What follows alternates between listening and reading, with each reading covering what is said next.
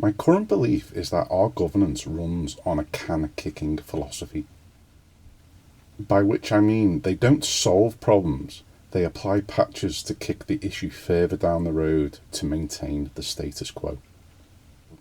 The issue is the patches usually involve financial decisions, and this is because they need the money to feed the schemes. It's kind as if they set up to rob Peter to pay Paul.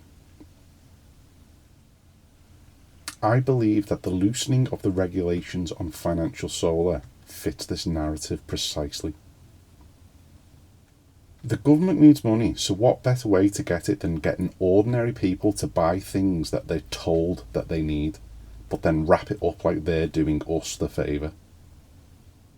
Don't forget they'll get sales tax in full from VAT, then employment tax from PAYE, then corporation tax, not to mention the rent and rates from the businesses. You might wonder why this matters if you're getting free panels and reducing your bills, but that's the con, that's the narrative they've manipulated you with. Let's look at the facts without the hyperbole.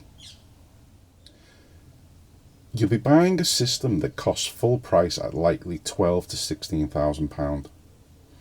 You'll be signed up for a 20-year finance agreement at potentially 7.5% APR. On top of that, you'll pay the service charge for the warranty and real-time monitoring, and that increases by probably 2.5% every year. You sign up, and then in the future you find out you got sold the lie. I believe the scheme is taking advantage of people, yet it will also eventually upset the large energy companies as it's affecting their bottom line by simply funneling the money to somebody else. Let's not get into the wholesale energy price manipulation, as that's a different problem. If you're wondering how this ties into a retirement plan, well, it's basically because historically a lot of people take advantage of the 25% tax-free withdrawal of their pensions, and solar is up there along with holidays and new kitchens. I'll explain why you should think twice about taking the lump sum in an upcoming video. The long and short of it is that solar panels are being sold as a beneficial lifestyle accessory, but the truth is that if you can't afford it in the first place, then getting it is not the wisest move to make. The salesperson will sell you the picture that you are locking in free energy and that you will not be affected by massive price rises. We see how fear is a tool used to manipulate. They will angle the message that you'd be stupid not to take up their offer. You'd be paying the same regardless, but then you can take advantage of the solar generation. While they are not lies, they are selling you lip service and promises of energy freedom.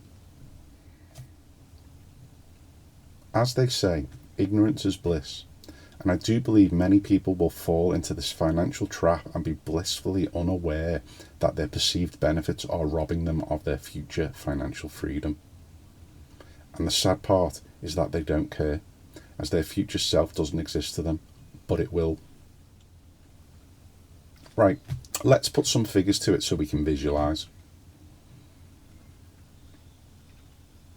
We'll use a 15,000 solar system that has battery storage.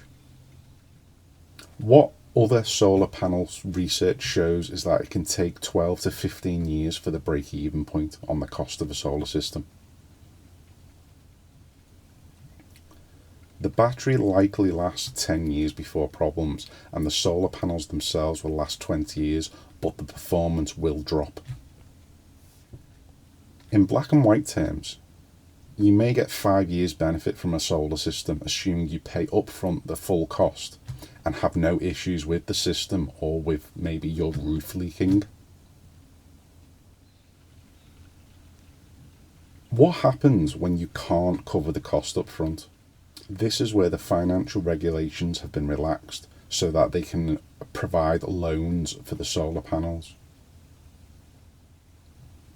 If we finance the cost over 20 years at 7.5%, that £15,000 upfront cost would now cost £29,000. With the maintenance part and factoring in the 2.5% yearly uplift, that will likely now have a total cost of 35 to 40,000.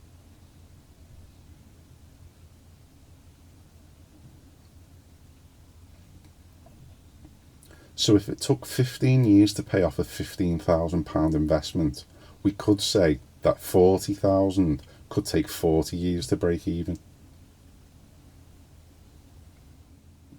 But in 20 years, you'd probably have a system that is inefficient and probably needs replacing anyway. And here's another thing to factor in. You wouldn't really be saving money. You'd be, in essence, paying the finance of the equipment and maintenance costs. At the end of the 20 years, you'd have an asset that is little scrap value and no real financial benefit. The fear of unknown price rises is not a reason to lock in a long-term debt on an accessory you didn't need. The ones that benefit are the company owners and the tax the government receive. This is how wealth transfer goes unnoticed, as they take from the poor to give to the rich through finance. In real terms, if we look at the solar panels as an investment, the return on that investment is negative. You'd be far better off investing the money in the markets.